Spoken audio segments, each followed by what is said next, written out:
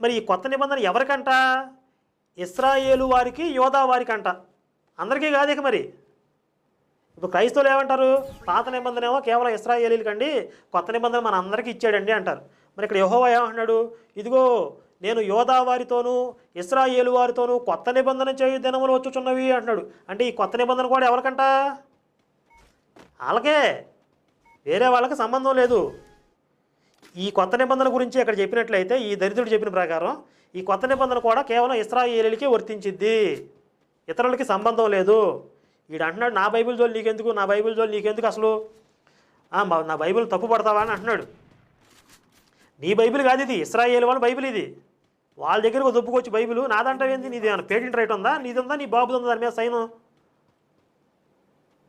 ఎట్లా అయింది నీది? పోనీ ఒకవేళ నీదే అయితే నీ దగ్గరే పెట్టుకో, హిందువులు వీళ్ళ దగ్గర ప్రచారాలు చేయొద్దు అసలు.